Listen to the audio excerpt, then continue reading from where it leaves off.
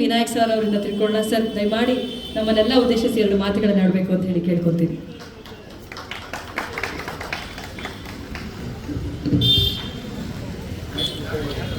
ಎಲ್ರಿಗೂ ಶುಭ ದಿನ.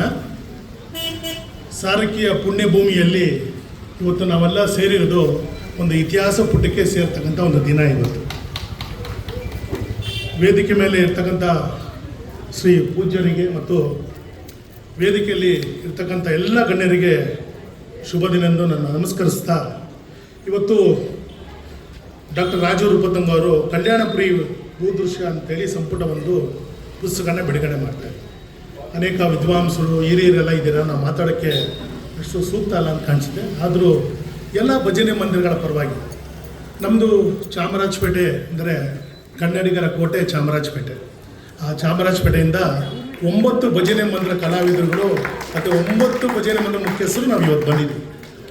ನಮ್ಮದು ಸುಬ್ರಹ್ಮಣ್ಯ ಸ್ವಾಮಿ ಭಜನಾ ಶಿವಮಂಡಳಿ ಅಂತೇಳಿ ಸ್ವಾತಂತ್ರ್ಯ ಪೂರ್ವದಲ್ಲಿ ನಮ್ಮ ಚಾಮರಾಜಪೇಟೆಯ ಅನೇಕ ಹಿರಿಯರು ಸೇರಿ ಪ್ರಾರಂಭ ಮಾಡಿದಂಥ ಸುಬ್ರಹ್ಮಣ್ಯ ಸ್ವಾಮಿ ಭಜನಾ ಸೇವಾ ಮಂಡಳಿ.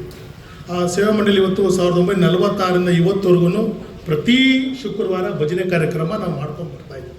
ಅನೇಕ ಕಷ್ಟಗಳು ಬಂತು, ಅನೇಕ ಸಮಸ್ಯೆಗಳು ಬಂದಾಗಲೂ ಅದನ್ನು ಎದುರಿಸಿ ನಾವು ಇವತ್ತು ಭಜನೆ ಮಂದಿರನ ಉಳಿಸ್ಕೊಂಡು ಬರ್ತಾಯಿದ್ದೀವಿ. ಜೊತೆಗೆ ನಮ್ಮ ನಾರಾಯಣ ಸದನದವರು, ಕೋದಂಡರಾಮ ಭಜನೆ ಮಂದಿರ, ಕಣೀರ್ ಕಾಲೋನಿ ಭಜನೆ ಮಂದಿರ, ಸಿದ್ದರೂಢ ಮಠ ಭಜನೆ ಮಂದಿರ, ಮುತ್ತುರಾಯ ಸ್ವಾಮಿ ಭಜನೆ ಮಂದಿರ, ಅನೇಕ ಭಜನೆ ಮಂದಿರಗಳು ಇವತ್ತು ನಮ್ಮ ಚಾಮರಾಜಪೇಟೆಯಲ್ಲಿ ಇದೆ. ಅಂದರೆ ನಿಮ್ಮೆಲ್ಲರ ಸಹಕಾರದಲ್ಲಿ ಇರ್ತಕ್ಕಂಥ ಪುಣ್ಯಭೂಮಿ ಅದು ಒಂದಿದೆ.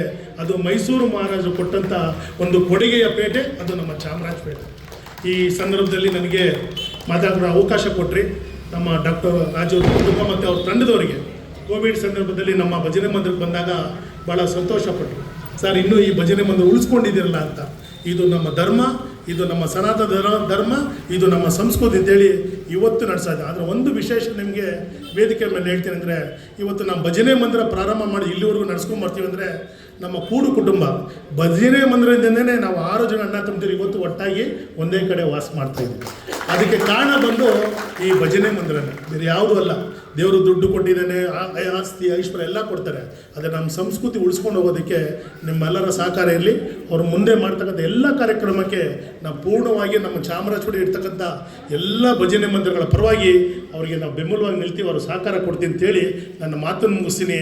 ಮಾತೃಭಾಷೆ ಯಾವುದೇ ಇರಲಿ, ಹೃದಯ ಭಾಷೆ ಕನ್ನಡವಾಗಿರಲಿ, ಭಜನೆ ನಮ್ಮ ಬದುಕಾಗಲಿ. ಸಂಸ್ಕೃತಿ ಉಳಿಬೇಕಂದ್ರೆ ಸನಾತನ ಧರ್ಮ ಉಳಿಬೇಕು. ನಮ್ಮ ಕನ್ನಡ ಸಂಸ್ಕೃತಿ, ಹಿಂದೂ ಸಂಸ್ಕೃತಿ ಉಳಿಬೇಕಂದ್ರೆ ಸನಾತನ ಧರ್ಮ ಉಳಿಬೇಕು.